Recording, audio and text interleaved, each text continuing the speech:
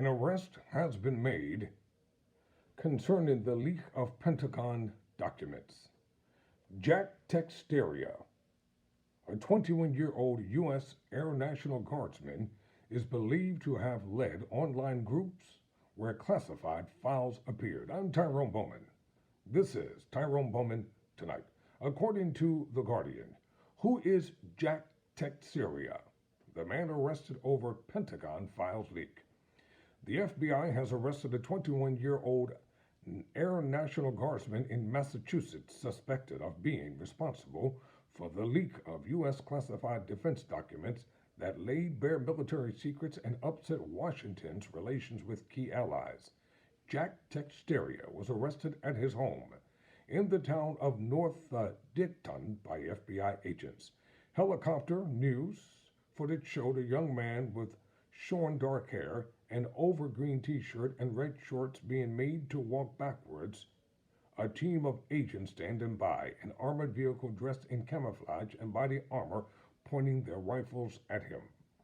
In Washington, the U.S. Attorney General Merrick Garland confirmed the arrest, saying Texeria was being held in connection with an investigation into alleged unauthorized removal, retention, and transmission of classified national defense information. Garland's use of language suggests that Texeria will be facing charges under the Espionage Act. Each charge under the Act can carry up to a 10-year prison term, and prosecutors could treat each leaked document as a separate count in his indictment. He could be facing a very long jail sentence. Garland said the Air National Guardsman would make an initial appearance at the Massachusetts District Court in Boston.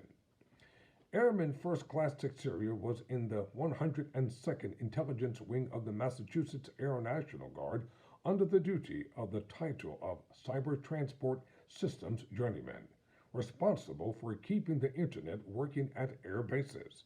He joined the Guard in 2019. Texeria is believed to have been the leader of an online chat group where hundreds of photographs of secret and top secret documents were first uploaded. From late last year to March, the online group called itself Thug Shake Central, made up of 20 to 30 young men and teenagers brought together by an enthusiasm for guns, military gear, and video games. Racist language was a common feature of the group. Former members of Thug Shaker Central have told the investigative journalism organization Bellingcat, the Washington Post, and the New York Times that the documents were shared in an apparent attempt to impress the rest of the group, rather than to achieve any particular foreign policy outcome. Speaking in Ireland, Joe Biden sought to play down the impact of the breach. I'm not concerned about the leak, Biden insisted. I'm concerned that it happened, but there's nothing but there's nothing contemporaneous that I'm aware of that's of great consequence. The Guardian has seen about 50 other documents, but there are signs that many more were first posted on Thug Shaker Central. The New York Times said it had seen about 300 other documents, only a fraction of which have so far been reported, indicating the national security damage could be worse than has so far been acknowledged. One of the ways the leak could have an impact on U.S. security is if it makes allies wary of sharing intelligence. The Polish Prime Minister of Massachusetts, Morawiecki, denied it would have affected his country's confidence in Washington's ability to keep secrets. I'm not going to think twice, Morawiecki told The Guardian at an Atlantic Council event in Washington. I believe foreign failures happen and mistakes happen, but we have to be as close as possible to our allies in Western Europe and the United States, and we have to unite on this front as well. The spokesman for the Pentagon, Bragg General Patrick Ryder, said, "We have rules in place. Each of us signs a non-disclosure agreement. So all indications are that this is a criminal act." Part of the inquest into the leak will examine how a 21-year-old Air National Guardsman in Massachusetts could have access to top secret material. vital to U.S. and allied security interests, including battlefield documents in Ukraine and battlefield deployments in Ukraine.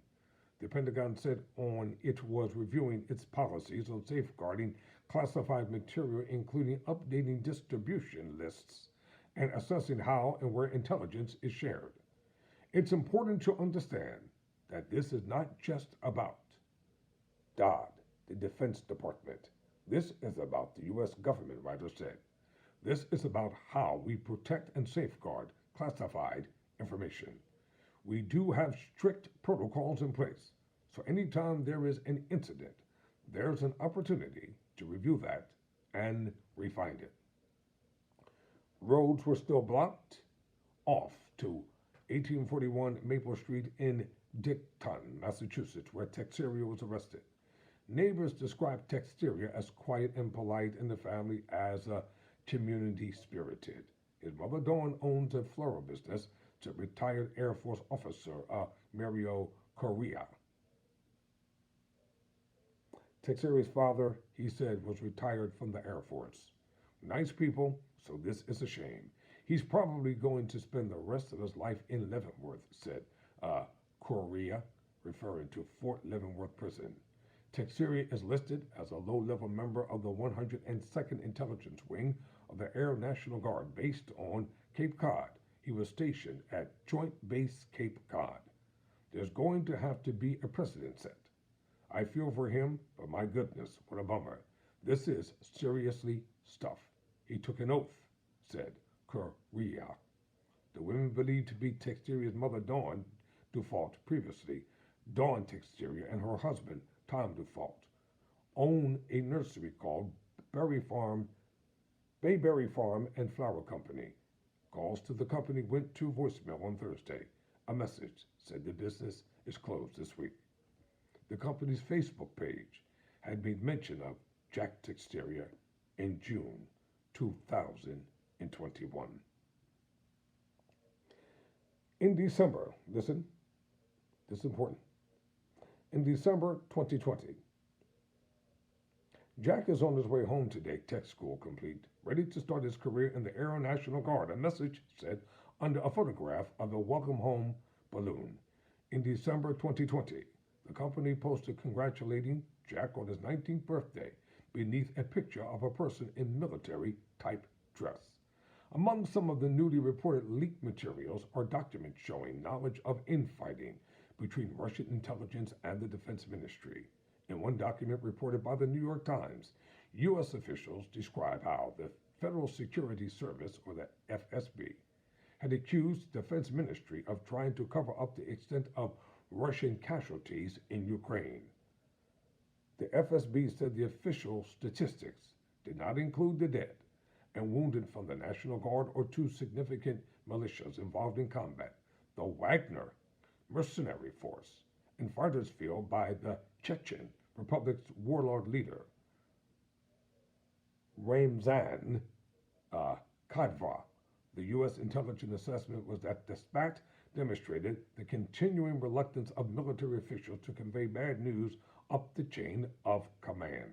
According to the teenage member of Thug Shaker group interviewed by the Washington Post, their leader, who he referred to as OG, but is now thought to be Teixeira, had a dark view of the government, portraying the government and particularly law enforcement and the intelligence agencies as a repressive force. He ranted about government overreach.